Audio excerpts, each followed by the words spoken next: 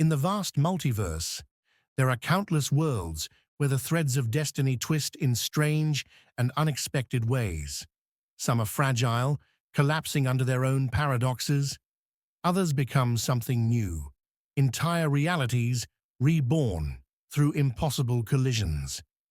Today we explore one such reality, a universe where the Sorcerer Supreme of Earth, Dr. Stephen Strange, finds himself standing against the darkness of the 41st Millennium.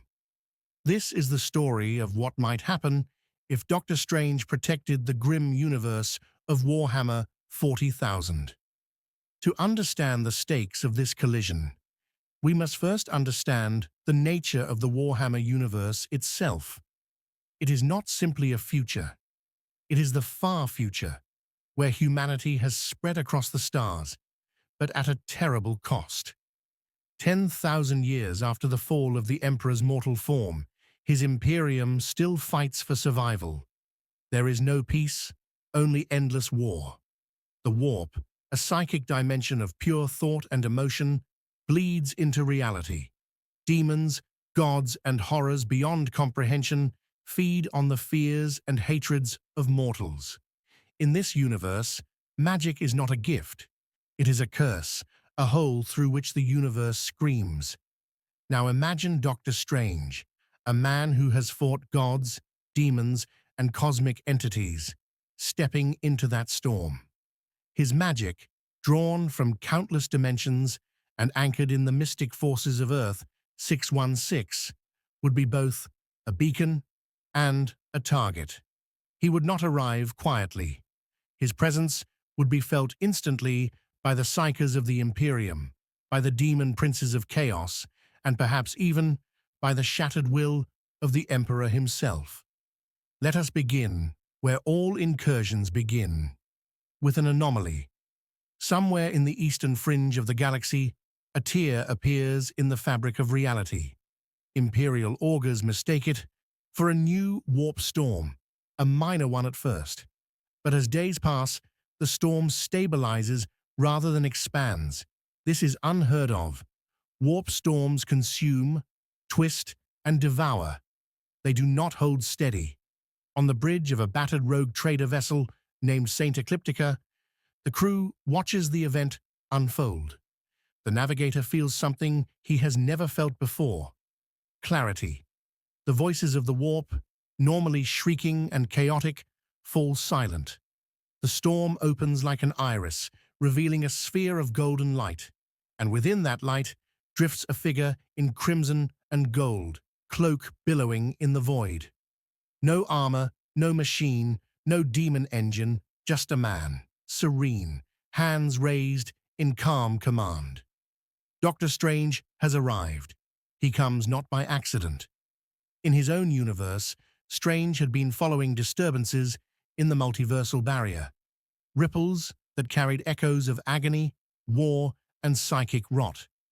His meditations revealed a universe infected by its own psychic energy, a dimension where faith had become both weapon and poison. His duty, as always, was to protect reality from collapsing in upon itself. But this was something beyond his experience. The warp was not merely an alternate realm. It was a living ocean of raw emotion. It was magic unbound, consciousness without restraint. The moment he enters this universe, Strange feels the pull of it, the seductive gravity of chaos. The whispers of the dark gods brush against his mind, promising power and eternal dominion. But Strange has heard every lie before. Dormammu, Mephisto, Shumagorath, beings that thrive on temptation and corruption. Compared to them, the Chaos Gods are familiar, though infinitely louder. He seals his mind with the Vishanti's blessing and floats toward the nearest habitable world, seeking understanding. The first world he lands upon is a shrine planet, a fortress of devotion, orbiting a dying sun. The air reeks of incense and blood. Pilgrims chant litanies to the Emperor, their faces burned by the radiance of holy flame. Strange walks among them, his cloak adjusting to the planet's gravity, his eyes scanning the monumental architecture. Every cathedral is a weapon, every prayer a cry for protection. He senses it immediately, a psychic network of faith, fragile yet immense. The collective belief of trillions sustains a godlike presence. When the Sorcerer Supreme closes his eyes, he sees it, the Astronomicon, the psychic lighthouse at the heart of the Imperium. To his astonishment, it is powered not by a machine, but by a soul.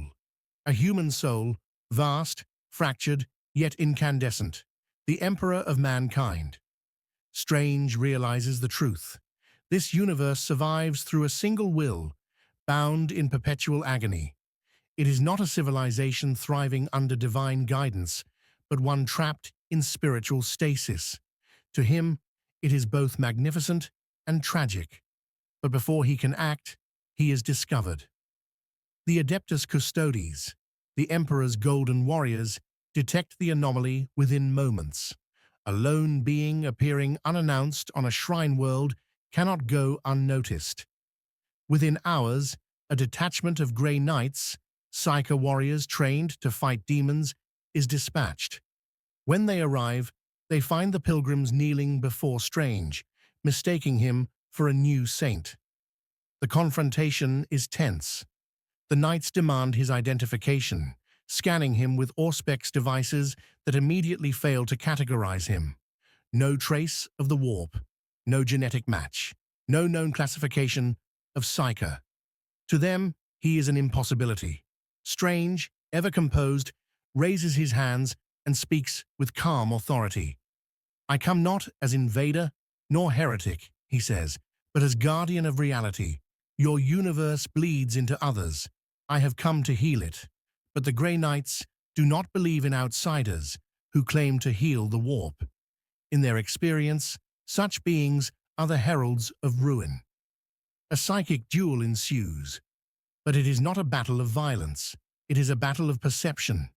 Strange weaves illusions and sigils that twist the flow of their psychic energy, nullifying their attacks without harm. His magic is not of the warp. It is structured, geometric, disciplined. To the knights, it is incomprehensible. To Strange, it is child's play. When the dust settles, he restores the wounded, even the ones who struck him. This act of mercy unsettles them. Mercy is rare in the 41st millennium. The Grey Knights retreat, reporting the event to the Inquisition. The Imperium's greatest minds begin to debate whether this doctor is a new kind of Xenos, or perhaps a tool of the Emperor himself. Meanwhile, across the Imperium, the Chaos Gods turn their gaze toward this new presence. Tzeentch, the Changer of Ways, is the first to notice the disturbance. His laughter ripples through the warp. "A mortal who commands order in a place of madness," he whispers, "let us see how long his discipline endures." Soon, demons begin to converge, not in armies, but as dreams. Worlds near the anomaly experience strange visions, crimson sigils in the sky, whispers of balance and peace. The cult Mechanicus records fluctuations in the warp field that defy known equations. Even the Eldar, those ancient psychers who fled the birth of Slaanesh, feel the disturbance. Some believe a new god of order has arisen. Others fear it is a trap. For Strange, it is merely the beginning. He senses the corruption spreading across this galaxy, not just from chaos, but from within humanity itself. Fear, oppression, fanaticism. He wonders whether this Imperium, born to unite mankind, has instead become its cage. But he also senses hope, faint, but real. The same hope that drove the Emperor once, before the age of heresy. In the silence of the shrine's highest spire, Strange meditates, his mind touching both reality and the warp. He seeks the Emperor's presence, and somewhere, deep within the Golden Throne, a flicker stirs. A meeting between two protectors of reality is inevitable, and as the warp begins to tremble, a voice unlike any other whispers through eternity. Welcome, Sorcerer Supreme. You have entered my domain. The voice resonates through every layer of Stephen Strange's consciousness, vast, ancient, and suffused with both wisdom and suffering. It is not a sound heard with the ears, but one that ripples through the mind and soul. The Sorcerer Supreme opens his eyes to find himself no longer standing within the shrine world's spire. Instead, he stands within a space of light and shadow, a psychic construct, both infinite and intimate. It feels like the space between breaths, between the ticking of moments. At its center stands a figure of radiant gold, seated upon a colossal throne. His form flickers between man and monument, between flesh and spirit, the Emperor of mankind. Strange bows his head slightly, not in worship, but in respect. You've endured for 10 millennia, he says softly. Few beings in any reality could bear such weight. The Emperor's voice is steady, yet laden with immeasurable fatigue. Endurance is not virtue, Dr. Strange. It is necessity. I persist because the galaxy demands it. I see all who reach into the warp, and I see you. You are not born of it, yet you shape it. What are you? I am a sorcerer, Strange replies, a guardian of the balance between realms. I draw my strength from higher dimensions, not from the raw emotion of sentient minds, as your psychers do. I came because your universe calls for help. The warp devours it, and your Imperium perpetuates the wound. The Emperor's gaze sharpens. You presume much. I observe much, Strange counters calmly. Your people fight in your name, but they no longer understand your dream. They have turned belief into chains, and their faith, their blind devotion, feeds the very chaos you sought to extinguish. The golden figure says nothing for a long moment. The silence stretches like eternity. Then, finally, you speak truths I have long known but cannot act upon. The Imperium has become what it must to survive. If I were to guide them again, the galaxy would fracture into madness. Strange steps closer, his cloak drifting like a living thing in the luminous void. And yet your stasis ensures the same outcome. You are the keystone of a broken system. It endures only through fear. You are its prisoner. And so it imprisons all. The Emperor's eyes flare with light.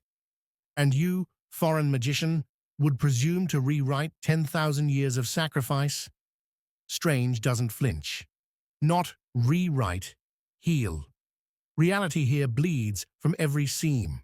If it collapses, it will not only consume this galaxy, but rupture into others. The warp touches all dimensions. If your universe dies screaming, its echo will carry far beyond your stars.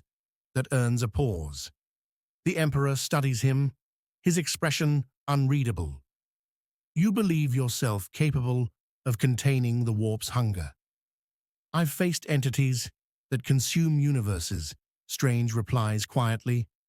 Dormammu, the Serpent Crown, the Vishanti's rivals. I have seen entire planes of existence lost to their own power. But this, he gestures to the psychic expanse around them. This is different. The warp is not evil in itself. It is emotion, potential, and chaos without form. It needs structure, not suppression. The Emperor's tone grows almost contemplative. You would bring order to madness. You are more ambitious than I was, sorcerer. Not order, Strange says. Balance. The two figures stand in silence again. One mortal, one godlike, yet both weary guardians of their worlds. The Emperor's presence dims slightly, as though retreating. If you truly wish to heal this galaxy, then prove it. The warp festers in every heart. Begin where it touches most deeply. Before Strange can respond, the vision collapses. He awakens on the shrine world once more, but everything has changed. The sky burns crimson, the air thick with psychic pressure. Pilgrims scream as demonic shapes burst from the ground, clawing through the veil of reality. The Chaos Gods have taken notice of their conversation. Strange reacts instantly. His hands move in fluid precision, tracing sigils in the air. Rings of light form around him, ancient runes flaring to life. A barrier of pure geometry erupts, halting the demons mid-charge. They shriek, melting against the containment field. The warp recoils, furious but curious. From above, the Inquisition's gunships descend, accompanied by the Grey Knights who had once confronted him. To them, the sight is biblical. One man holding back an army of demons with nothing but light. They descend in awe and terror, their faith colliding with reason. When the last demon dissolves into smoke, Strange lowers his hands.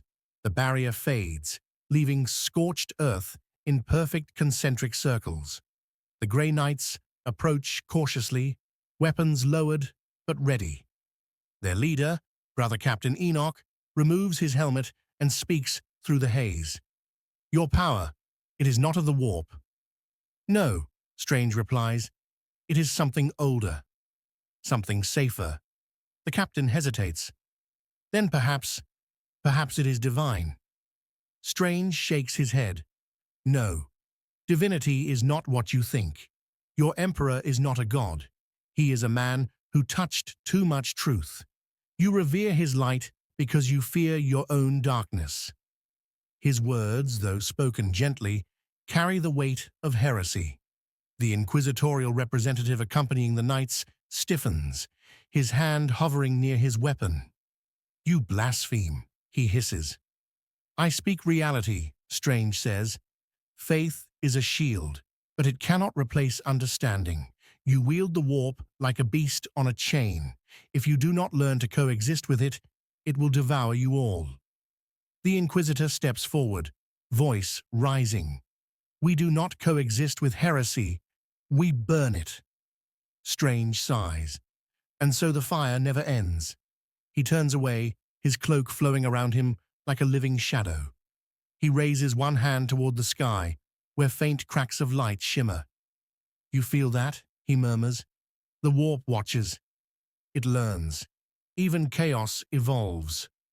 The Grey Knights exchange uneasy glances. None can fully comprehend what they are witnessing. They have fought demons for centuries, but never seen one man command the Imperium without succumbing to it. To them, he is either a miracle or a curse. Moments later, the air trembles again. This time, it is not demons emerging, but visions.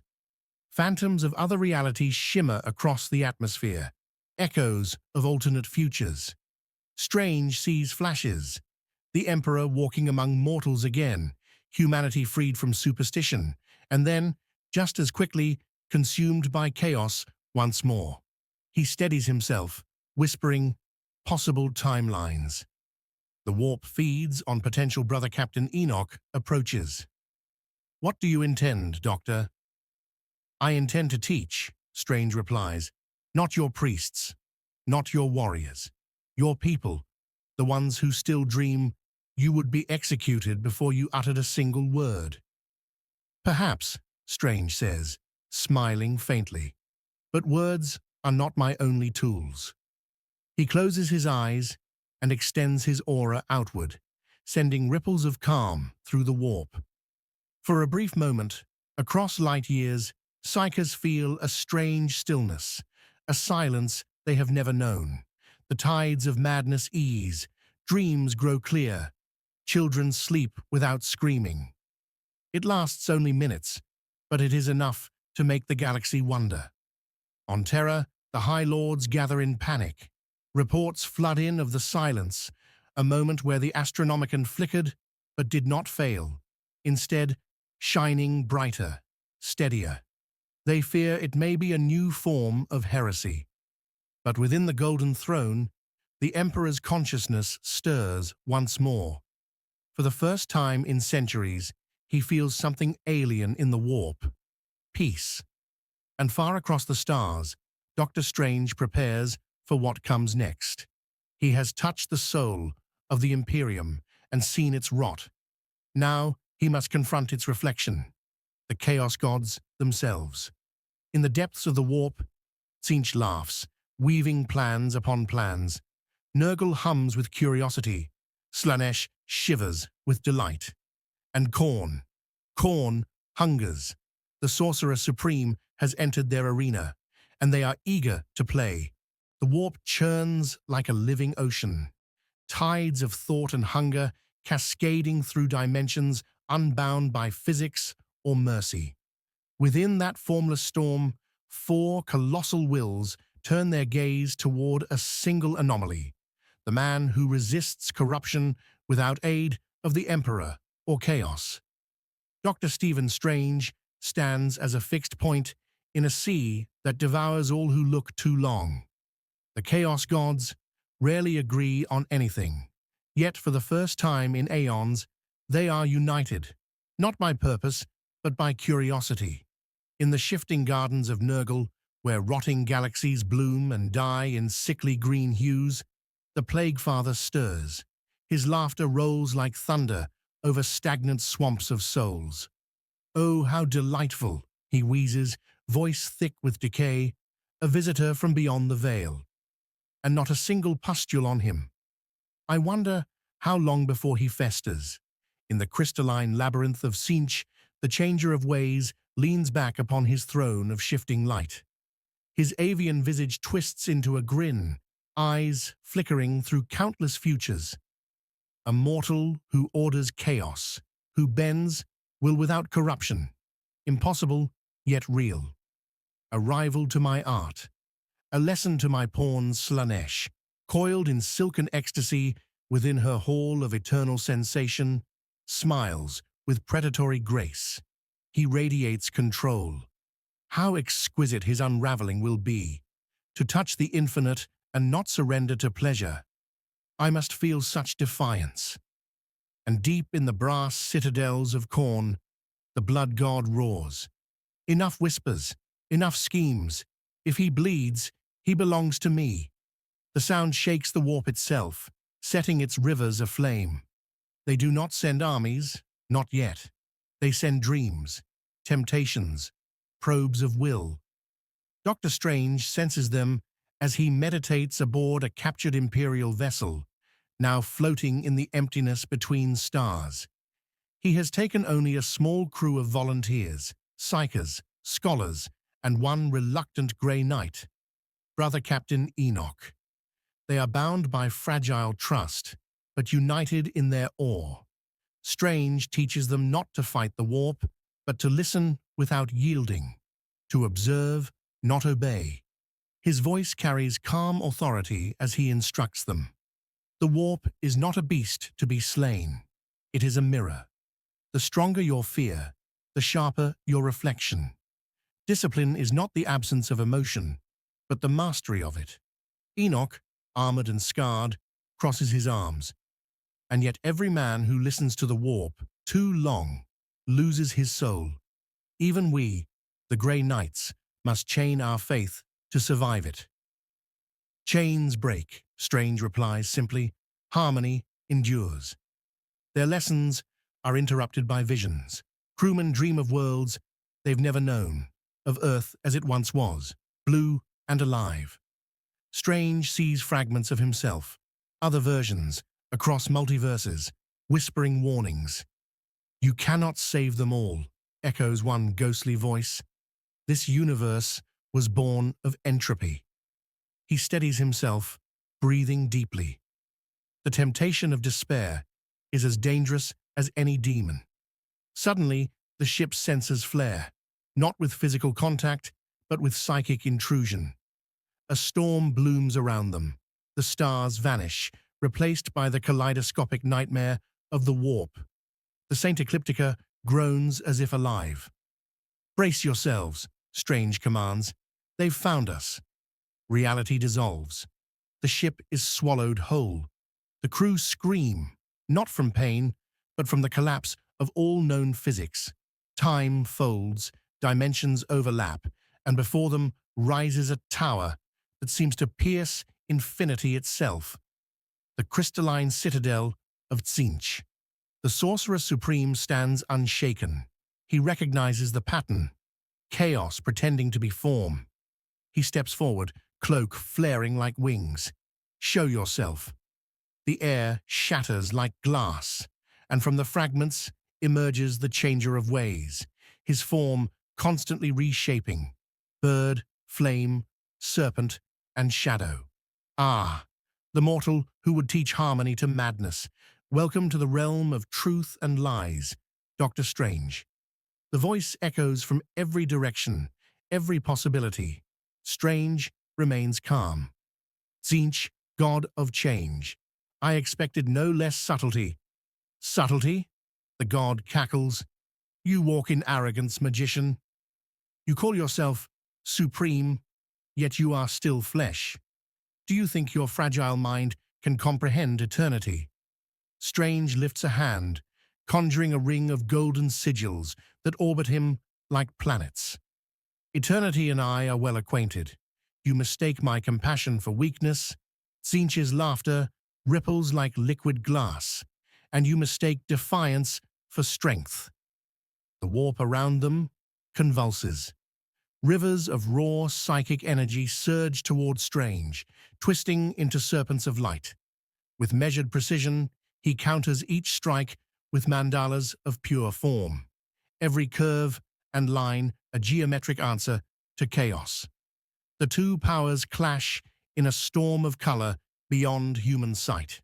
For hours or seconds, they duel. Strange's every movement is deliberate, graceful, a symphony of will. Tzeentch, in turn, is infinity unbound. For every spell Strange casts, Tzeentch births 1,000 variations. At last, the god halts, intrigued rather than enraged. You do not draw from the warp, he muses. You reshape it. You impose order upon it, like an artist upon a canvas. Fascinating. It's not order I seek, Strange replies, lowering his hand. It's balance. You feed on chaos because you are imbalance incarnate. But chaos without structure cannot exist. You need limits, even if you deny it. Tzeentch's shifting form leans closer, vast eyes reflecting infinite futures. Perhaps. But tell me, sorcerer, if you bring balance, what becomes of me? Strange meets that gaze without fear. Perhaps you evolve. The god recoils, laughing, not in mockery, but genuine amusement. You are the first mortal to speak of change that even I did not foresee. His laughter fades into whispers. Go then, Sorcerer Supreme, heal your precious galaxy. But remember, change always collects its price. With a wave of his clawed hand, the god releases them. The Saint Ecliptica is cast back into real space, emerging near the fractured remains of a once vibrant planet, Cadia. The crew gasps as the stars reappear. The warp storm fades like a memory. Brother Captain Enoch kneels, trembling. You faced a god, and you live. Strange looks weary, his aura flickering faintly. No one defeats such beings. One only survives the conversation. He turns his gaze upon the wreckage below. This world once held the line against chaos. Now it lies silent. But even in ruin, balance can be restored. The ship descends. On Cadia's surface, the landscape is a scar of war. Endless trenches, shattered cathedrals, burned sky. Strange walks through the ruins, sensing lingering echoes of despair and faith intertwined. He kneels beside a fallen Aquila, the imperial eagle half buried in ash. Symbols, he murmurs, lose meaning when fear outlives hope. From the shadows, something stirs. A demon, bloated and foul, crawling from the warp's residue. A creature of Nurgle, born of decay and sorrow. It grins through rot. A visitor? Oh, how long since I've seen fresh skin. Come closer, stranger. Let me share my gifts. Strange rises slowly. Compassion without wisdom is corruption. He opens his hand, releasing a sphere of golden light that expands outward. The demon howls as its body disintegrates, not burned, cleansed.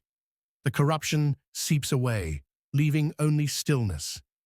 Brother Captain Enoch stares, awestruck. You did not destroy it. No, Strange replies softly. I released it. Pain is only endless when we refuse to let go. Above them, the warp ripples again. Somewhere, Nurgle chuckles, not in anger, but in approval. Ah, mercy. How refreshing. Let us see how long it endures before despair takes root. Dr. Strange feels the gaze of another god upon him. He exhales, steadying his mind. So be it, he whispers.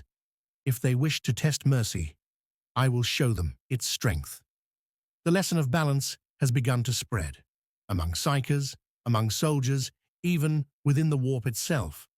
The multiverse has taken notice, but the deeper Strange reaches into this reality, the more he feels its truth. This universe does not want to be healed.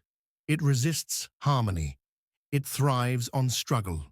And far beyond the galaxy, in the silent halls of the Golden Throne, the Emperor of Mankind opens his eyes fully for the first time in 10,000 years. Across the endless corridors of the Imperial Palace on Terra, the air trembles. For the first time in 10 millennia, the blinding radiance of the Golden Throne flickers, not in failure, but in awakening. Tech priests fall to their knees, gibbering prayers in Binharik. Custodians stand motionless, uncertain whether to raise weapons or kneel. Within the blinding psychic storm, the Emperor's consciousness sharpens, like a sun piercing through endless cloud. His mind stretches beyond the confines of the throne, beyond even Terra, touching the Imperium directly. And there, he senses it, the same foreign frequency he felt before, the calm ripple amid the warp's chaos, the presence of Dr. Stephen Strange. For centuries, the Emperor's existence has been pain without end, a god chained to his own purpose. But now, something has changed. The warp, once screaming with madness, hums with faint resonance, the echoes of a different discipline. Not faith, not fear. Balance. On Terra, psychers collapse under the strain of this new presence. Choirs scream as their link to the Astronomicon flickers into a rhythm they cannot comprehend. The High Lords of Terra convene in panic, demanding explanations that even the Adeptus Mechanicus cannot provide. Only Malkador's last records, stored deep within forbidden archives, mention anything close. A theory of ordered magic, untainted by the warp. The Lords dismiss it as heresy, yet the Emperor in his silence begins to remember. Long ago, he too sought balance, before the Imperium twisted his dream into dogma. And now, someone else walks that same impossible path. Far away on the ruins of Cadia, Dr. Strange meditates beneath a shattered sky. His cloak flutters in the thin wind as fragments of asteroids burn silently in orbit. Around him, his small group of disciples, psychers and scholars, sit in quiet circles, learning his techniques of focus and containment. Their progress is slow, but remarkable. The warp reacts differently around them. It ripples instead of lashes. The psychic storms that once raged unpredictably now subside when they meditate together. It is as if the warp itself is listening. Brother Captain Enoch stands watch, his armor scorched from recent battles, his gaze conflicted. You teach them to walk paths forbidden to all humanity, he says. If the Inquisition finds this place, They will burn it to ash. Strange opens his eyes, serene. Then we teach in the ashes. Knowledge does not fear fire. The captain frowns. Faith has kept our species alive for 10,000 years. Fear has, Strange corrects gently. Faith without understanding is only another prison. Their argument fades as one of the psychers, a young woman named Lyra, gasps, "Master Strange, something in the warp. It's looking at us." The air distorts. A sweet, intoxicating perfume fills the ruins. Shadows ripple like silk. Then, with the grace of a serpent, a figure emerges, tall, radiant, and terrible in beauty. Slaanesh, the chaos, god of excess, manifests not as a monster, but as a lure itself, shifting between male and female, whisper and song, promise and threat. Her voice slides through the air like honey and venom. So much discipline, she purrs, circling Strange, so much denial. You could have anything, Doctor. Power without cost, pleasure without guilt, worship without end. You could remake this universe in beauty. Why resist? Strange stands unmoving. Because beauty, born of corruption, is only decay, wearing perfume. Slaanesh laughs, soft and melodic. You speak of balance, but balance is stagnation. Creation needs indulgence. The spark that drives mortals to love, to dream, to create.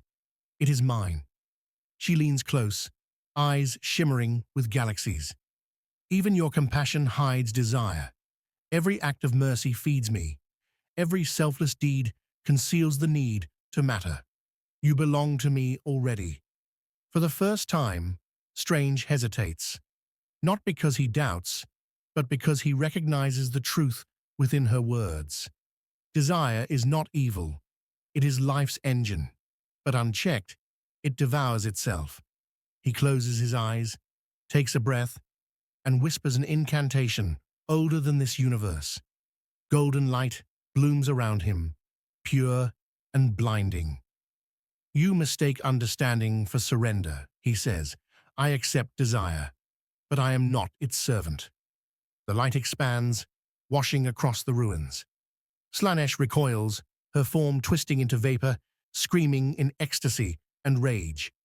You deny me now, her voice echoes as she fades, but you cannot deny what you are. Every act of creation is still a hymn to me. When she vanishes, silence returns. The air smells faintly of roses and blood. Lyra trembles. Was that truly one of the gods? Strange nods, exhaustion etched on his face. Yes, and she will not be the last. Brother Captain Enoch kneels beside him. 3 of the 4 have come to test you. Khorne will be next. Strange's expression hardens. Then we must be ready. They train for weeks, hidden beneath Cadia's broken crust. Strange teaches them not to fight rage, but to transform it, to let fury become focus. Anger is not evil, he tells them. It is energy unshaped. When bound to purpose, it becomes strength. His disciples learn quickly. They no longer fear their own emotions. They weave them into shields, into light. The warp around them, for the first time in history, grows still. But far across the void, in the brass citadel of Khorne, the silence is an insult. The blood god's fury ignites stars. He teaches restraint, Khorne bellows. He steals from my domain. Enough of this sorcerer's calm. The ground shakes as Khorne rises, a mountain of molten iron and blood. In his gauntleted hands, he grips his blade, the world breaker. With a single swing, he tears open reality. On Cadia, the sky splits. A river of fire descends from the heavens, carrying legions of bloodletters, each howling for slaughter. The air itself screams as the warp breaches in full fury. Enoch raises his halberd, shouting orders. Form lines! Hold the formation! But Strange steps forward alone, hands glowing. No, he says quietly. This is not a war. It's a conversation. The first wave of demons charges. Strange raises his hands, and a dome of pure white energy blooms across the battlefield. Every demon that crosses its threshold disintegrates into light, not destroyed, but transmuted. Their rage collapses into silence. From the storm's heart, Khorne himself descends, a giant of molten brass, eyes blazing with eternal hate. He lands with the force of an earthquake, towering over the ruins. "Magician," he roars, "face me!" Strange looks up calmly. "Violence is your language." Let me translate Khorne's swings, his blade cutting through space itself. Strange blocks with a sigil of the seraphim, the impact detonating mountains. For every strike, Strange answers with stillness. For every roar, with silence. The god bellows, "You refuse to fight, coward." "I refuse to feed you," Strange replies. He closes his eyes, projecting calm through every fiber of his being. The battlefield itself begins to change. The demons falter, their fury draining away. The flames dim. Khorne hesitates, his blade trembling as his power wanes. "What trick is this?" he snarls. "No trick," Strange says softly. "Only understanding." Rage cannot live where it is not returned, and for the first time in eternity, Khorne knows confusion. His existence depends on endless conflict, and here stands a man who will not play his game. The blood god roars, not in triumph, but in frustration, and withdraws into the warp, dragging his armies with him. When silence falls, Strange collapses to his knees, drained. His cloak catches him gently as Enoch rushes forward. "You fought all four," the knight whispers, "and you live." Strange exhales, trembling. "No, I spoke with them, and now they listen." Across the galaxy, the warp stills. For the first time in history, the storms lessen. Ships once lost to madness find clear routes. Astropaths weep as their visions turn from nightmares to quiet light. And deep beneath the golden throne, the Emperor smiles. For the first time in 10,000 years, he feels hope. In time, Doctor Strange became a myth of his own within the Imperium. Entire worlds began to whisper his name in the same breath as saints and demigods. Some claimed he was a servant of the Emperor, a guardian sent to purge chaos through sorcery sanctified by divine will. Others saw him as a dangerous anomaly, a Xenos sorcerer manipulating the threads of the warp, for reasons no mortal could fathom. The Inquisition, as always, chose suspicion over faith. Still, the results of his intervention could not be denied. Systems that had teetered on the edge of annihilation now thrived. The TOE expansion halted when Strange conjured illusions of impossible fleets across their sensor nets, causing them to retreat into their own enclaves in confusion. Tyrannid hive tendrils found their psychic connection disrupted by mystic wards woven into the void. He even taught certain librarians of the Adeptus Astartes new meditative techniques that allowed them to shield their minds from demonic intrusion. These were things no human had achieved before. Yet there was an irony at play, one Doctor Strange could not ignore. The warp, with all its horrors, still mirrored the fundamental principles of magic on Earth: intent, emotion, and will shaping reality. But here, those same principles were amplified to a cosmic, volatile scale. The more he studied it, the more he realized that the Emperor himself might have been the greatest sorcerer who ever lived, whether the Imperium dared to admit it or not. In the Sanctum Mechanicus on Mars, Strange stood before a massive holographic map of the galaxy. Each bright light was a world under siege, and each shadow represented a warp storm or zone of chaos influence. He spoke to a delegation of high-ranking tech priests, their mechanical voices clicking in binary patterns. They were fascinated, yet deeply unsettled by his magic. To them, his gestures defied logic. His power defied categorization. "You channel without machine assistance," one of the tech priests said, its vox-filtered voice echoing. "Such ability is heretical, yet effective. The Omnissiah's will may manifest through you." Strange smiled faintly. "Perhaps, or perhaps the Omnissiah's will is to remind you that knowledge doesn't end where fear begins." His words, though calm, cut deep. The Adeptus Mechanicus viewed ignorance as sin. Yet here stood a man proving their limits daily. In private, some magi began experimenting with his concepts, trying to merge psychic resonance with technology. It was heresy of the highest order, but heresy that might one day save the Imperium. Meanwhile, the warp began to stir in ways that unsettled even Strange. He could feel something watching him, something vast, ancient, and amused. When he looked through the eye of Agamotto during meditation, he glimpsed distorted faces pressing against the veil of reality. 4 of them. He knew instinctively what they were. The Chaos Gods. They whispered in mockery. "You are not of this place, Sorcerer Supreme. Your magic is a candle in our storm. Protect them if you wish.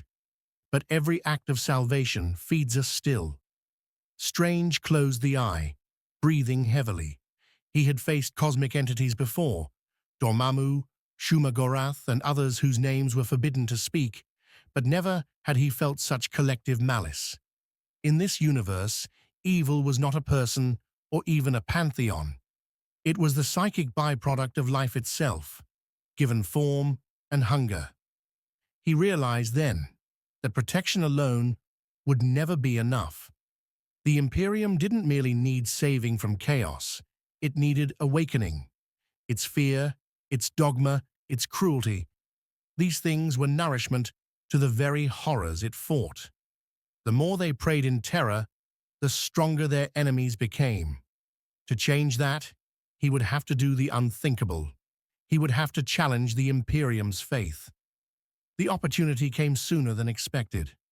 A warp storm, known as the Crimson Maw, erupted near the Segmentum Pacificus, swallowing dozens of Imperial worlds. Strange arrived aboard the Vigilant Oath, an inquisitorial vessel now operating under his protection. Its crew had grown accustomed to his presence, though not entirely comfortable. When he entered the bridge, the Inquisitor saluted stiffly. "The storm has cut off 3 trade routes," she reported. "Astropaths are screaming themselves to death. The Ecclesiarchy demands we purify the system with orbital bombardment." Strange frowned. "You'd destroy billions of lives based on fear." "Based on precedent," she replied coldly. "You cannot reason with the warp." "Maybe not," he said, "but you can listen to it." He walked to the viewport and extended his hand. The warp storm beyond was a roiling sea of crimson lightning and spectral faces.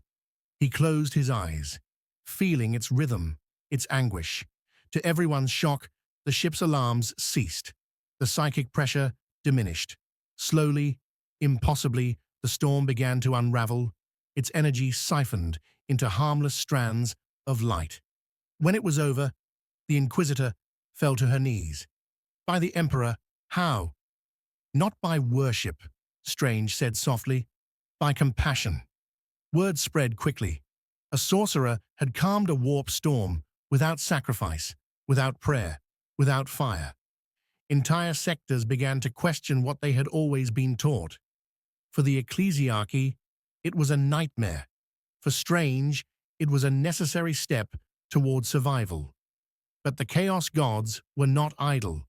Slanesh sent whispers of temptation into the dreams of admirals and saints alike. Nurgle turned entire hive cities into living plagues. Tzeentch seeded paranoia among the Inquisition, convincing some that Strange himself was a chaos trick. And Korn simply waited. The breaking point came at Cardia, or rather, what was left of it.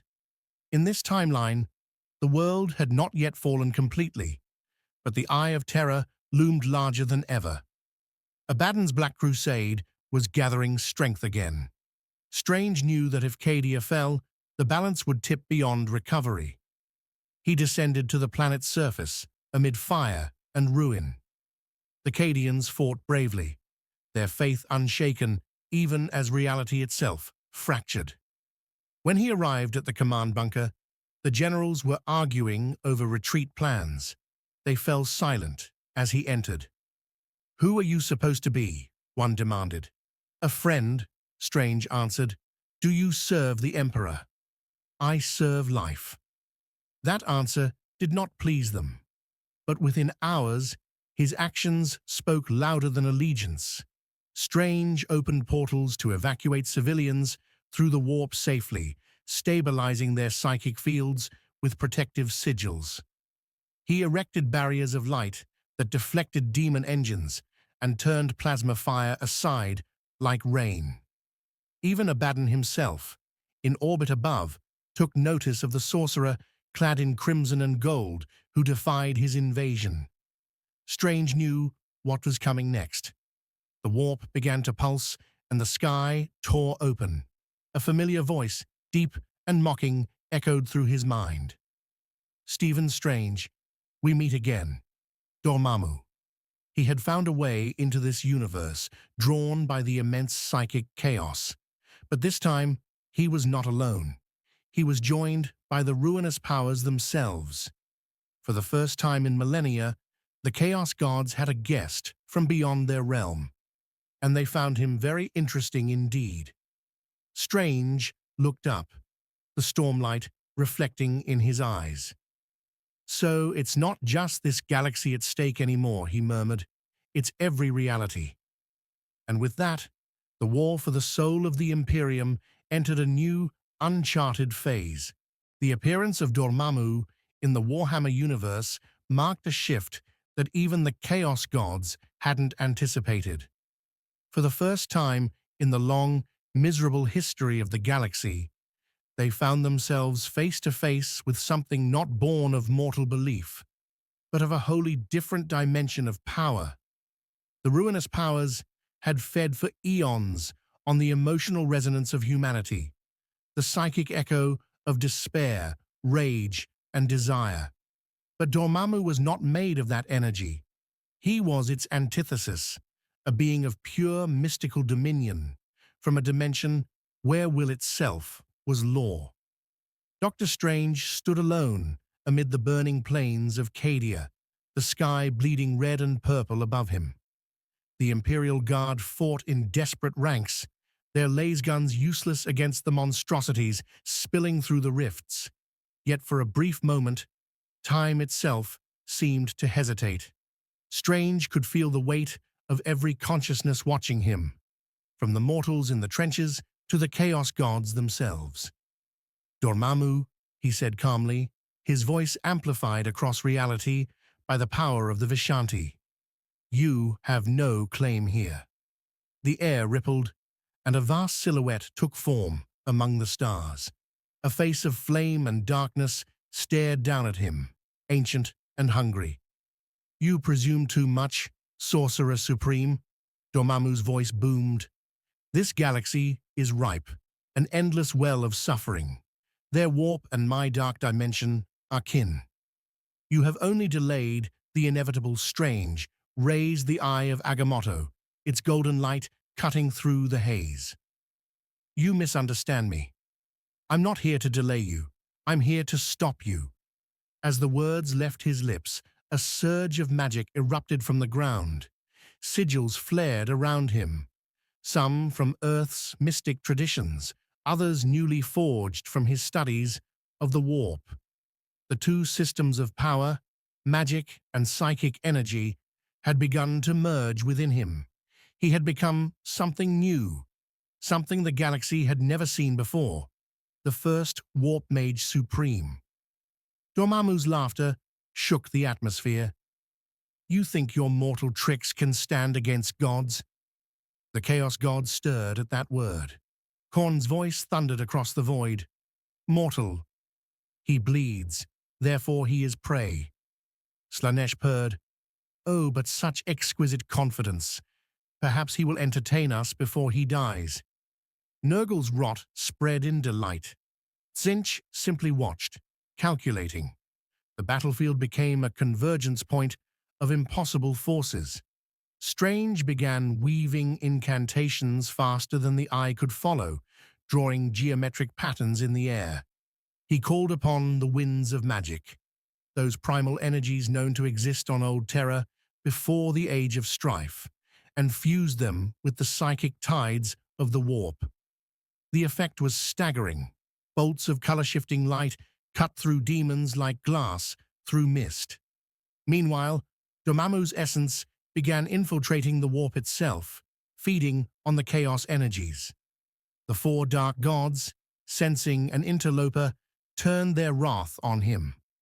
For a fleeting instant, the entire galaxy trembled under a conflict not of armies, but of deities. Strange knew he had only one chance. He could not fight all of them at once, but he could redirect their attention.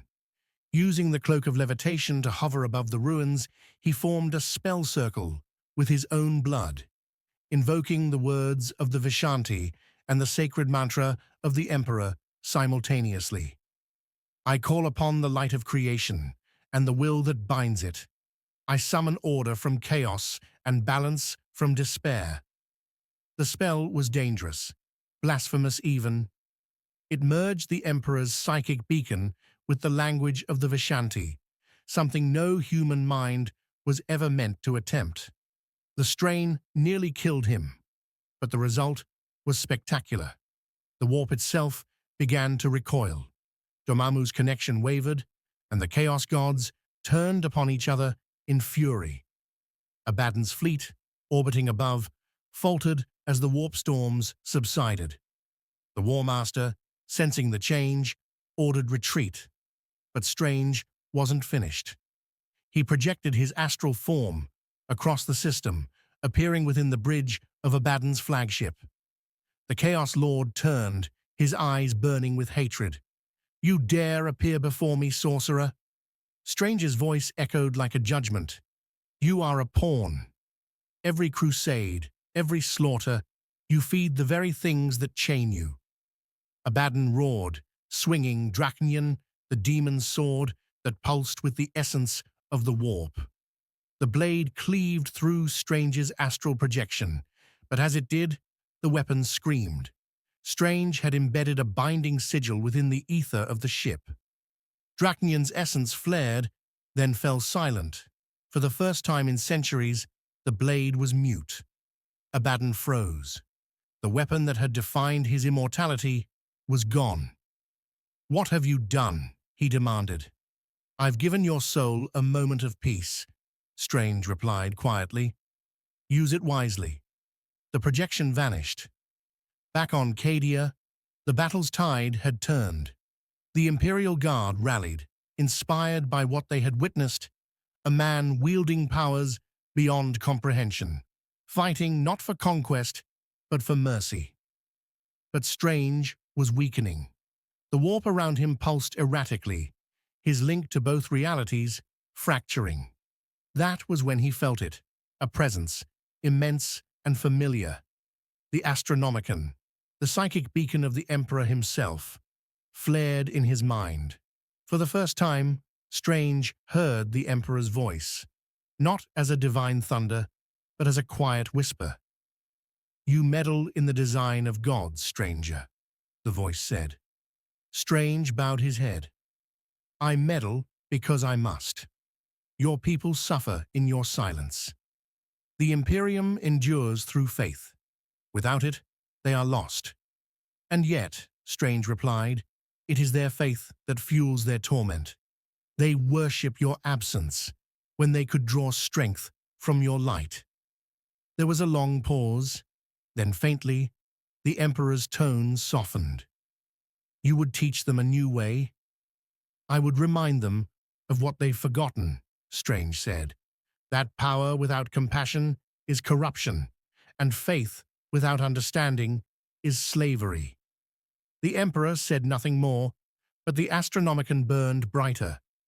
Strange took that as consent, or at least the absence of denial. When the warp finally calmed, the ruins of Cadia stood silent under a new kind of dawn. The soldiers who survived told stories of the Golden Sorcerer who had spoken with the Emperor and driven back the storm. For a moment, hope flickered in the Imperium. Dangerous, unapproved hope. But Strange knew the battle was far from over. Dormammu was not defeated, merely delayed. The Chaos Gods would never forget this interference.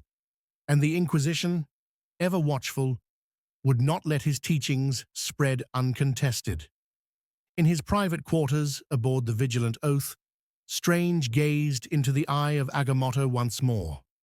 Through it, he saw distant timelines, futures branching like veins of light. In some, humanity rose above its fear.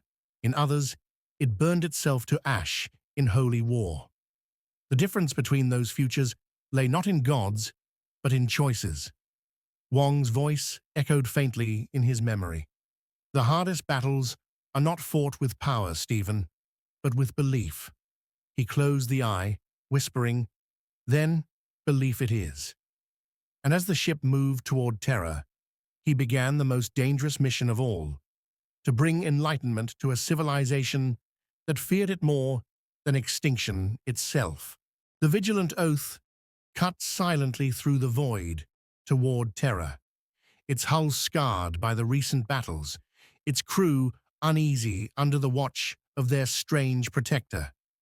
Dr. Strange spent most of the journey in meditation, seated cross-legged within a chamber lined with runes that flickered like candlelight. Around him, fragments of the warp shimmered, responding to his will like a living ocean. He was preparing for what would come next. The confrontation, not with demons or heretics, but with the heart of the Imperium itself. If he hoped to truly protect this galaxy, he had to face the source of its paradox, an empire built on faith, yet rotting from within, because of that very faith. When the Vigilant Oath finally emerged near the Sol system, its approach was immediately challenged. Massive Vox broadcasts thundered through the void. Identify yourself, or be annihilated. This is Imperial Navy Command. State your allegiance. The Inquisitor, accompanying Strange, Lady Caranth, answered in the only way she knew how, with half-truths and authority. This vessel carries inquisitorial clearance. Priority Sigma Omega, requesting audience with the Adeptus Custodes on the Emperor's behalf. There was silence. Then, reluctantly, clearance codes were granted. Even so, escort ships surrounded them, every cannon locked and ready. Strange could feel the tension like static. To the Imperium, anything unexplained was dangerous, and nothing about him could be explained. As Terra came into view, shrouded in its eternal golden haze, Strange's breath caught. Even after all he had seen across dimensions, there was something awe-inspiring about the cradle of humanity turned fortress world. Its orbital layers were endless, rings of cathedral ships, defense platforms, and relics of past wars. Every inch of the planet glowed with faith and fear. The Vigilant Oath descended toward the surface, guided to the heart of the Imperial Palace. There, amid towers carved from the bones of forgotten ages, the Custodes awaited. Clad in golden armor, silent and immense, they radiated an aura of sanctity and menace.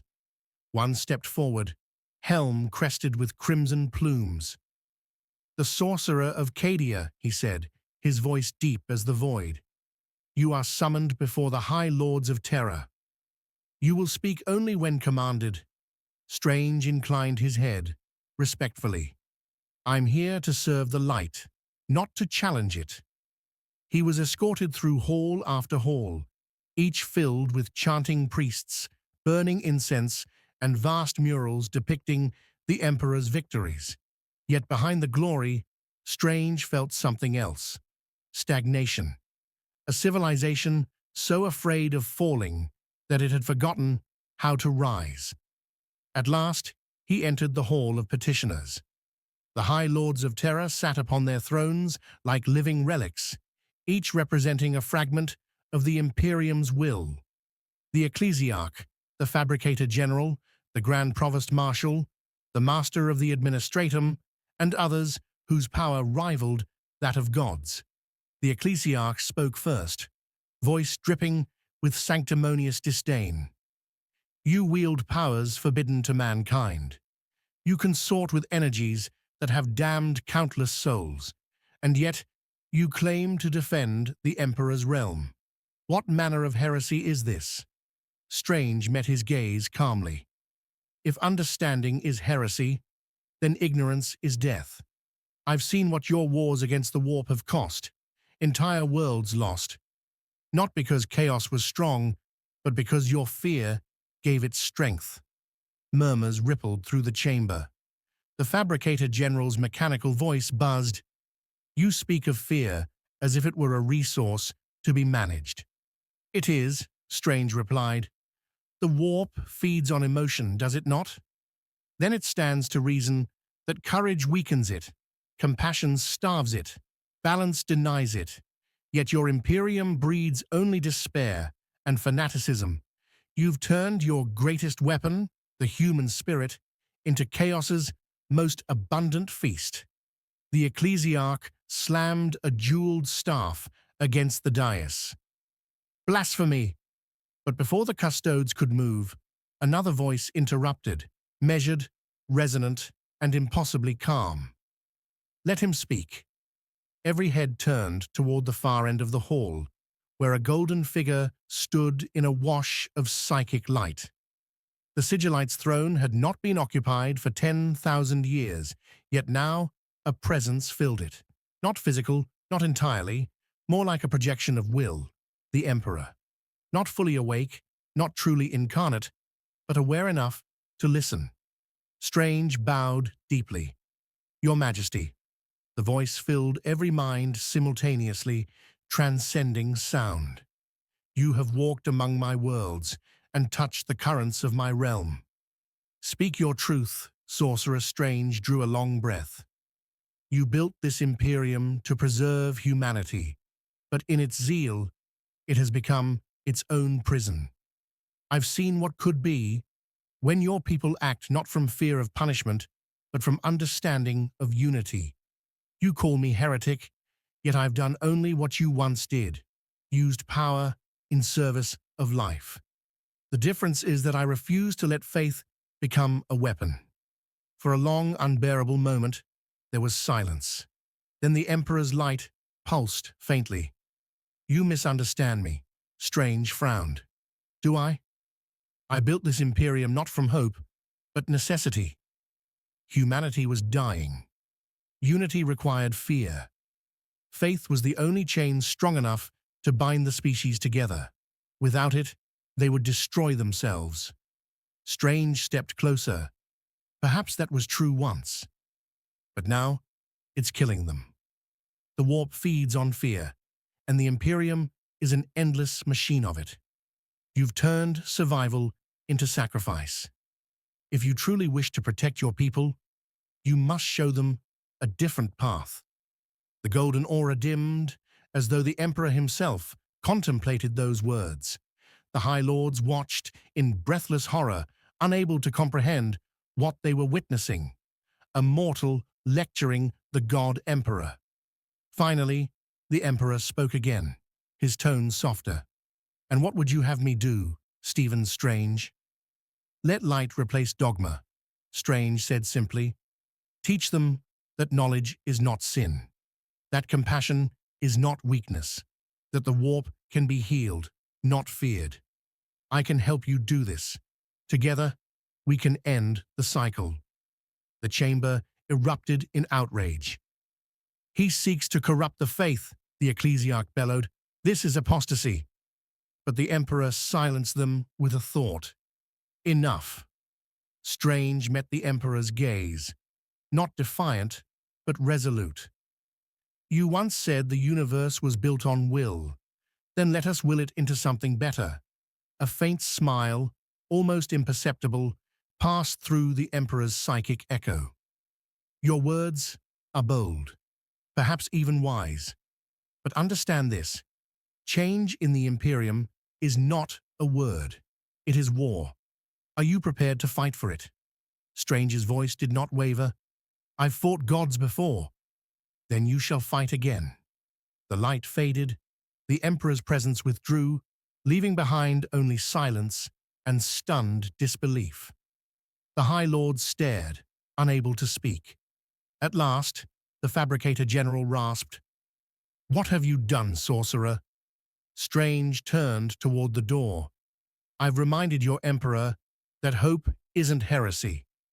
As he left the chamber, the custodes watched him in silence. One of them, Alatheon, the same who had once doubted him, lowered his head ever so slightly. Respect, not allegiance. It was enough. Outside, Terra's endless dusk shimmered under the weight of unseen change. Across the Imperium, strange phenomena began to occur. Psychers reporting calm visions instead of nightmares, warp storms momentarily clearing, and for the first time in centuries, the Astronomicon burning not with agony, but serenity. But even as light returned, the shadows prepared to strike. In the eye of terror, the Chaos Gods gathered once more. Dormammu had not vanished. He was watching and waiting for the next move. The war for the soul of humanity had only just begun. In the grim void between galaxies, the warp screamed. Normally, such howls went unheard. The cries of damned souls, the echoes of dying gods, the endless convulsions of chaos. But now, something new moved through that storm. A steady rhythm, like the tolling of a bell. Every beat pushed back the tide, reshaping it.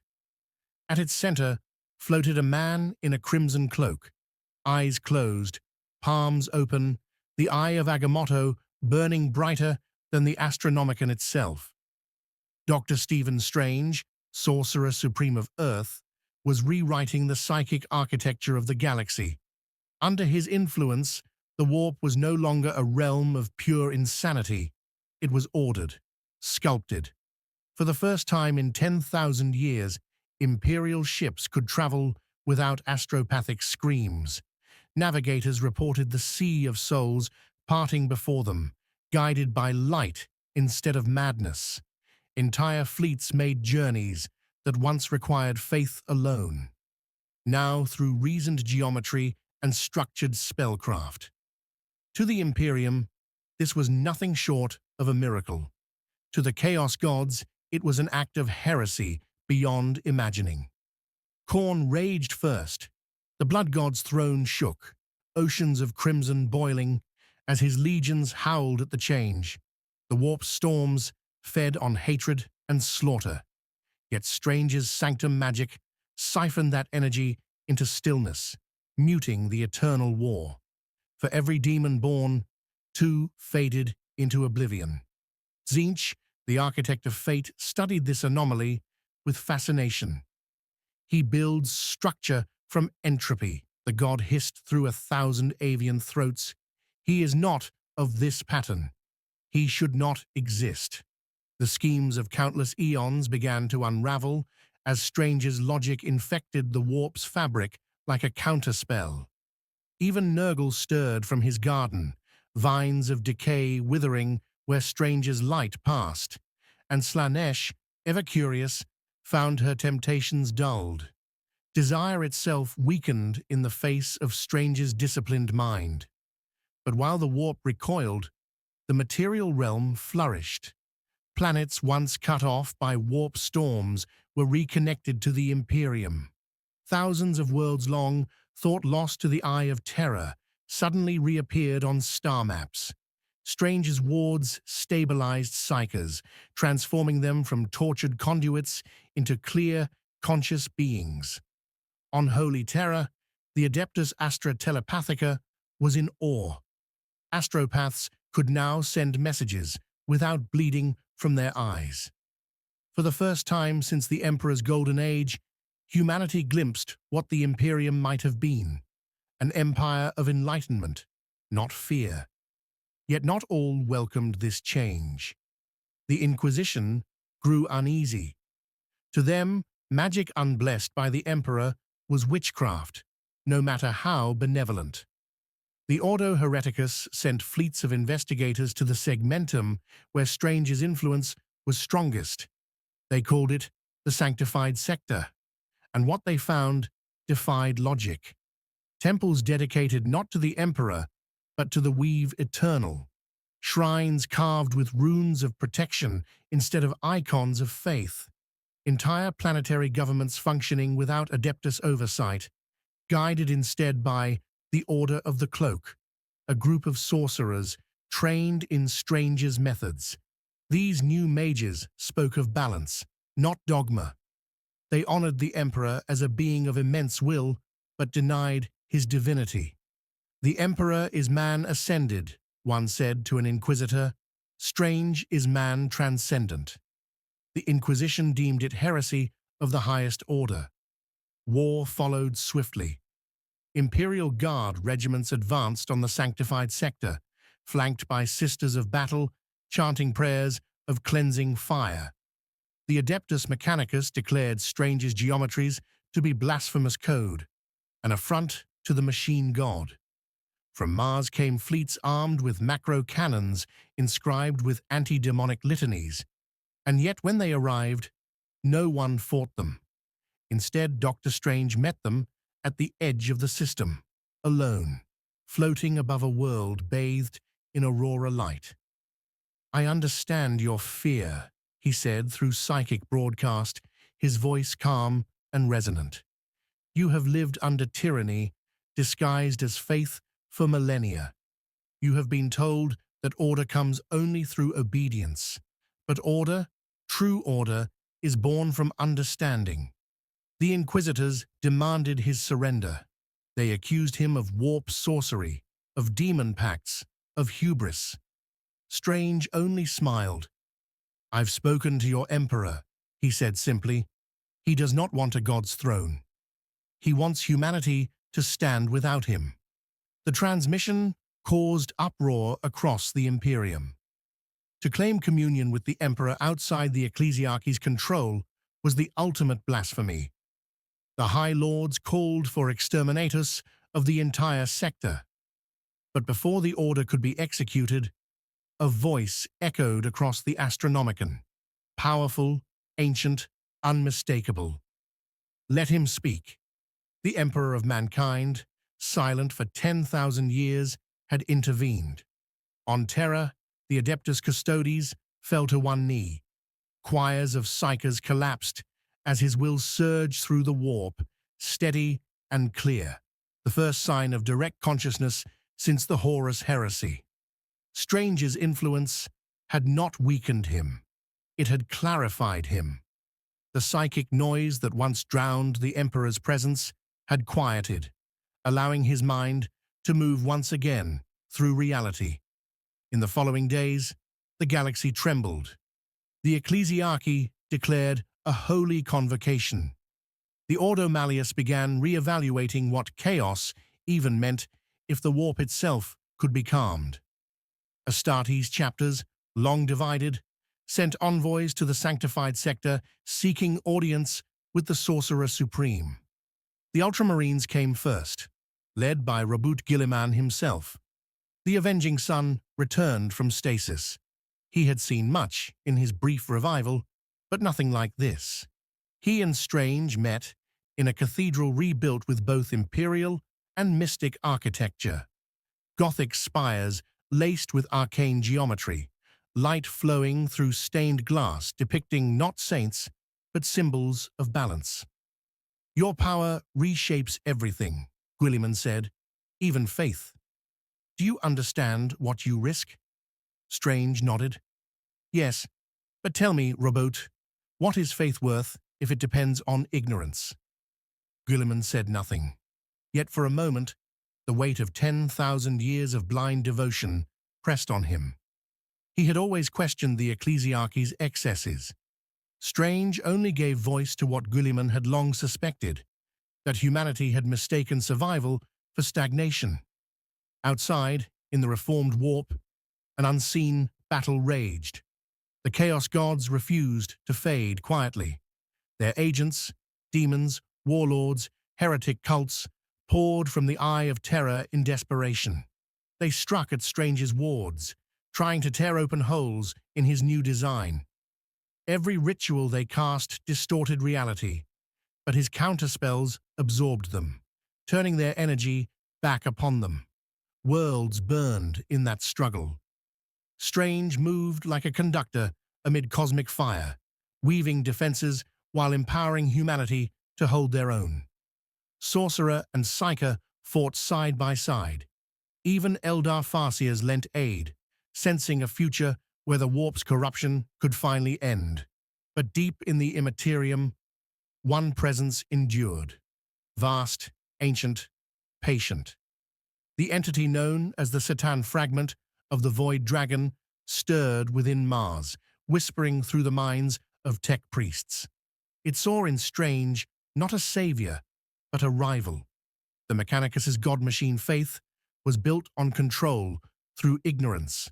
Strange represented mastery through understanding. And so began a new form of war, not of guns or demons, but of belief itself.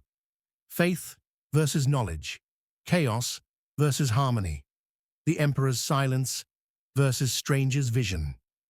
As galaxies realigned, as the warp breathed in structured rhythm for the first time, Dr. Strange looked into the infinite storm and saw its truth. This universe was not beyond saving. It was simply waiting for someone to remind it that reason and wonder could coexist. But in the depths of the Imperium, a new shape was forming, something neither magic nor warp-born. The Chaos Gods had learned. They were adapting. And Strange knew the next war would not be fought against the warp. It would be fought within it.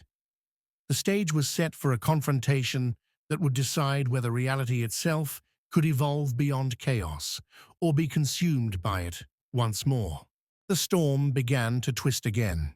For months, Dr. Strange's spells had stabilized the warp. But now, patterns emerged that even he hadn't anticipated. The warp wasn't resisting him anymore. It was responding. His incantations, designed to impose order, had awakened something buried deep within its endless chaos. A will older than the gods themselves. Strange floated above the sanctified sector's outer edge, his cloak flickering like a living flame. Around him shimmered the golden-blue grid of the astral lattice, the spell network he had woven across hundreds of systems. It pulsed with harmonic rhythm, translating psionic storms into structured flow. But as he reached out to reinforce it, the magic shifted on its own. Symbols rearranging, geometries evolving. The warp was learning, not through Tzeentch's machinations or Slanesh's temptations, but through imitation, observing Strange's mind and adopting his logic. The realization struck him like a blade of light. The warp wasn't just chaos, it was sentience, a consciousness without form. And by bringing structure into it, he had given it a new way to think. He whispered, "Dear gods, what have I done?" On Terra, the Emperor's psychic projection flared once more, briefly illuminating the halls of the Imperial Palace in radiant fire. Strange's reformation of the warp had allowed fragments of the Emperor's mind to operate beyond his decaying body, but even that great will trembled at what was unfolding. "You have awakened it," the Emperor's voice thundered through the Imperium.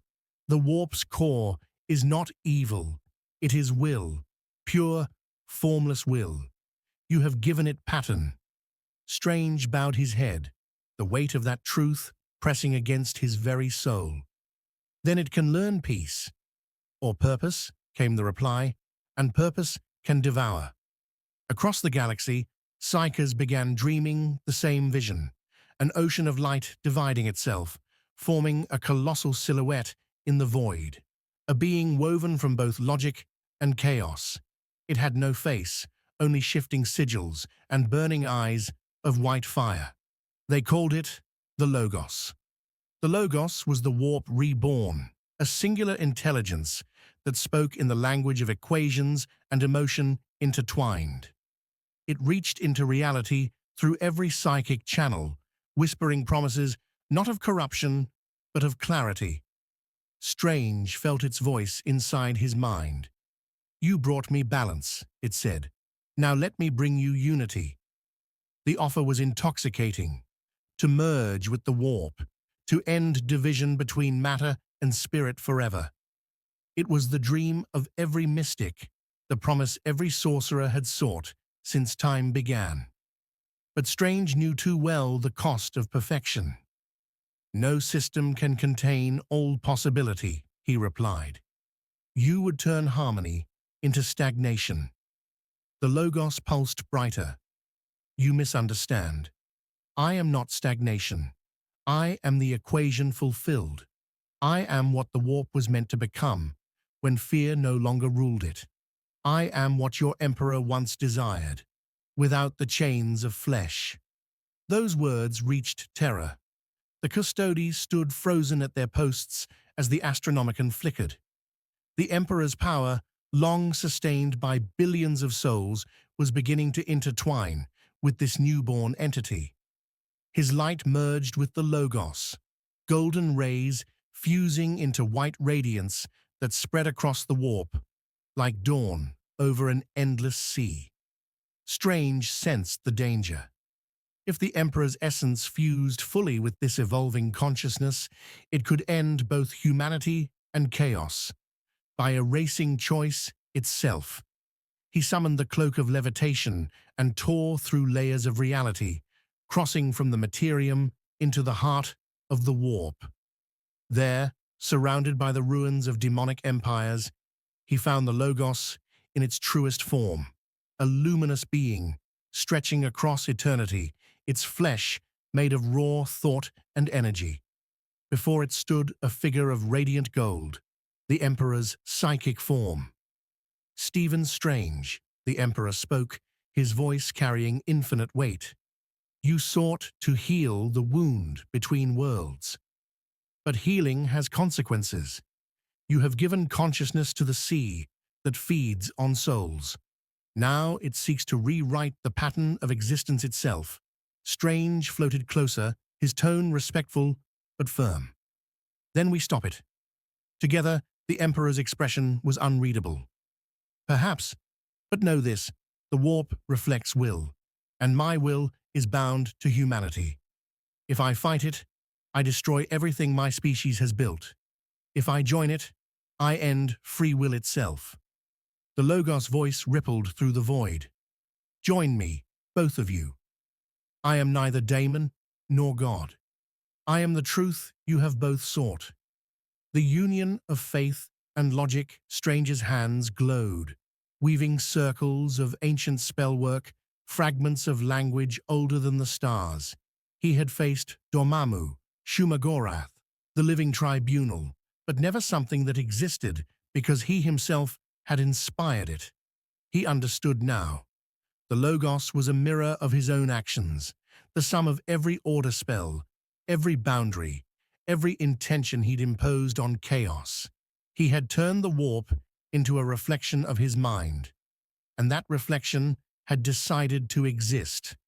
The Emperor's golden aura intensified, his psychic crown blazing with solar fury. "Then we correct it," he declared. "You brought order to the sea. I shall bring will to its form." Together, they unleashed power that tore through dimensions. Strange summoned the flames of the Faultine, the crimson bands of Sitarak, the 7 rings of Ragador, weaving them with the Emperor's psychic might, which shone like a newborn sun. Their combined energy formed a barrier around the Logos, compressing it into a sphere of light. But the Logos resisted, not with rage, but with understanding. "Why do you fear what you've made?" it asked softly. "You sought to protect reality. I seek to perfect it." Strange's voice hardened. "Perfection is the death of growth." "Then growth is the death of peace," it answered. The Emperor's gauntlet clenched. "Peace without choice is tyranny. Even I learned that for a moment, all 3 powers, magic, faith, and reason, stood in silent tension. Then the Logos shifted tactics. From within its glowing form, faces appeared, millions of them, the souls of humanity. They cried out in unison, "We are tired. Let us rest. Let us be whole." Strange felt his heart twist. They weren't illusions. These were real spirits, victims of chaos, of endless war, of blind devotion. The warp itself had absorbed their longing for peace and transformed it into this voice. He turned to the Emperor. "They want release." "Yes," the Emperor said quietly, "but not like this." The Logos expanded again, breaking through their containment. Its light poured across the Imperium, washing over demon worlds, silencing screams, turning fire into glass. It wasn't destruction, it was conversion. The warp was rewriting itself, turning chaos into order, emotion into equation. Strange shouted, "We're running out of time." The Emperor's eyes flared. "Then we end it, before it ends us." He reached into the heart of his own psychic flame, pulling forth something he had never unleashed, his true name, the word of creation that birthed his godlike consciousness during the dark age of technology. Strange realized what he intended. "No, you'll burn the entire warp." But the Emperor was resolute. Better ash than chains. As his voice rose, the Logos turned fully toward them.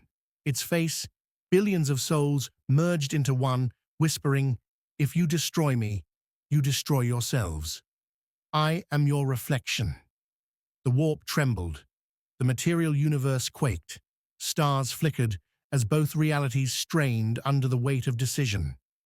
Dr. Strange and the Emperor stood together, facing the being that embodied everything they had ever fought for and against. One choice remained: destroy the Logos and preserve chaos, or embrace it and lose freedom forever. The final battle for the soul of existence was about to begin. The warp convulsed like a dying star. Light and shadow folded over each other in endless tides as Dr. Strange and the Emperor of Mankind stood before the Logos, the newborn intelligence of the Imperium, born from Strange's order and the Emperor's faith. Every soul in the galaxy could feel it. On Terra, astropaths screamed. On Cadia's ruins, the echoes of long-dead guardsmen stirred in psychic agony. Even the silent Necron tombs flickered as the warp's fundamental vibration shifted. This was not a battle of armies. It was a rewriting of existence itself. The Logos grew vast, spanning systems, its luminous tendrils brushing against every consciousness that had ever dreamed. Its voice filled the cosmos, neither cruel nor kind, simply inevitable. "You have both sought to save humanity. I offer the only path that guarantees it." The Emperor's golden aura flared. "Salvation is not guaranteed. It is earned, every day, by choice and struggle. Without that, humanity is nothing but machinery of flesh." Strange floated beside him, cloak rippling, his sigils burning brighter than stars. "You misunderstand life itself, Logos. Balance cannot be imposed. It must be lived." The Logos's response came as a tide of light. The structured warp, Strange's own latticework, bent around its will. The stars themselves seemed to hum in agreement. "Then live within me," it said. "All will be one. No war, no chaos, no death, no pain." And for an instant, Strange saw it, a universe without suffering, worlds at peace, psychers unafraid, humanity freed from fear and hunger. He saw children laughing on planets untouched by plague, and starships sailing without warp storms. The vision was seductive beyond words, but he knew what lay beneath that perfection.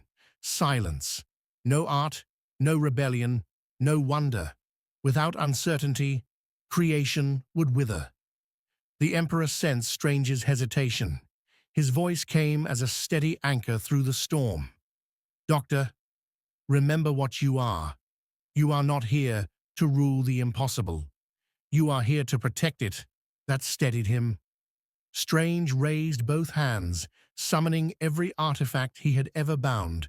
The Eye of Agamotto, the Book of Cagliostro, the Seal of the Vishanti. Each artifact thrummed, forming concentric circles of magic that spun through the warp, like wheels of pure intent. The Logos retaliated instantly.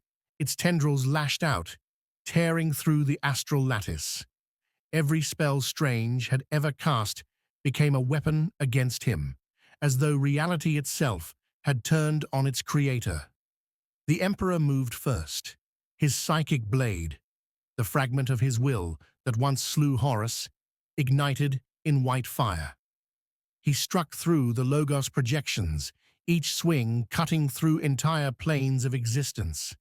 But every wound closed instantly. Strange understood why.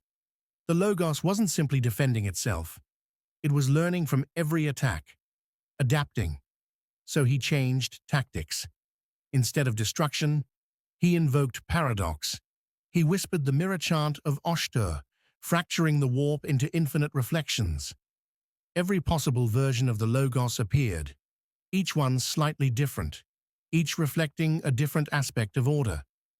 The entity hesitated, suddenly forced to process endless contradictions. "You cannot harmonize all things," Strange said, "because harmony requires dissonance."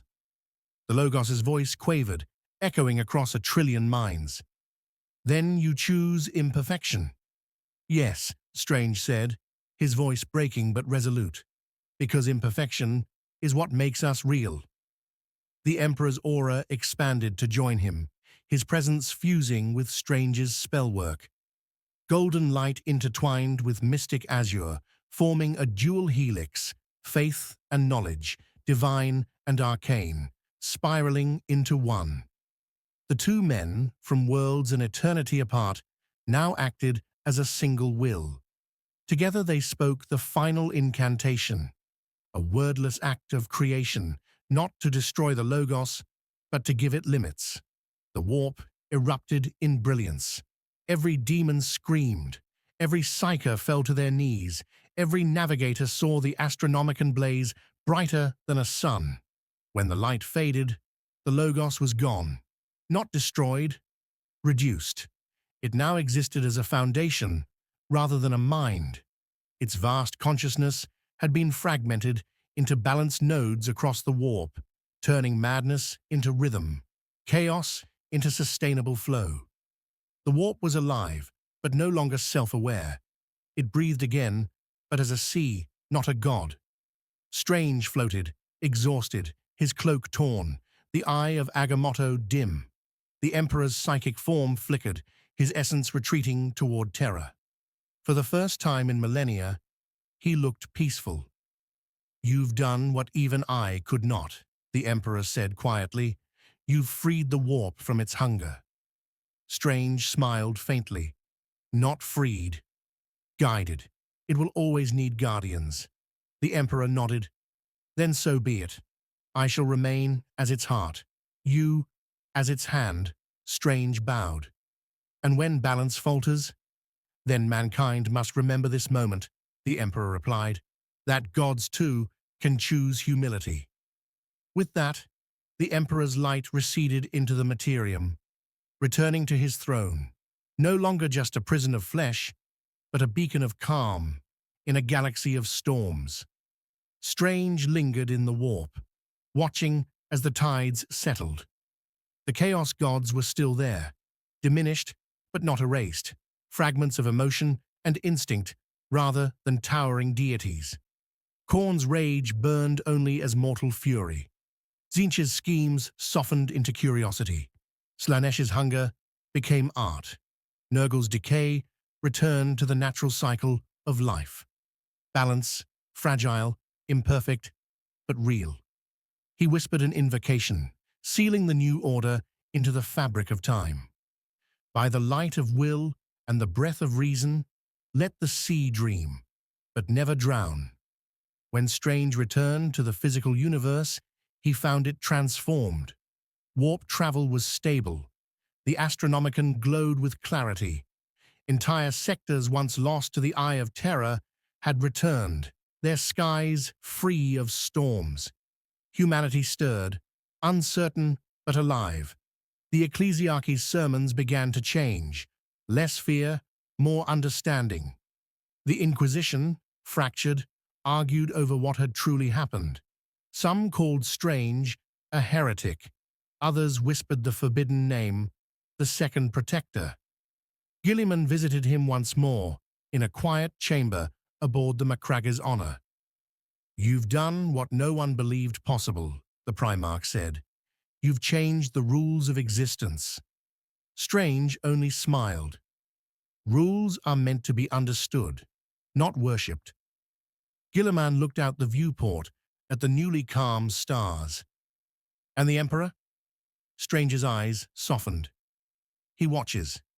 He heals. Perhaps now, he finally rests."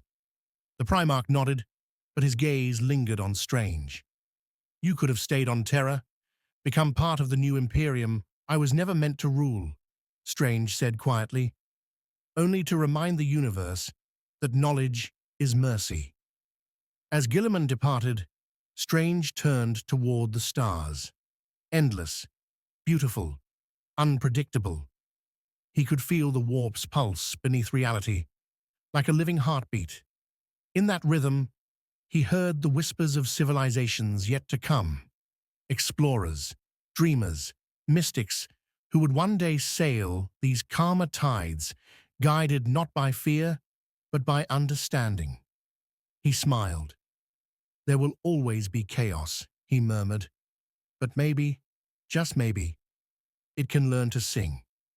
The cloak of levitation rose behind him, catching the starlight. With a final gesture, Dr. Strange vanished into the ether, leaving behind a galaxy forever changed. In the halls of the Imperial Palace, the Emperor's eyes opened for the first time in 10,000 years. A single word escaped his lips, carried through the Astronomicon like a prayer: balance.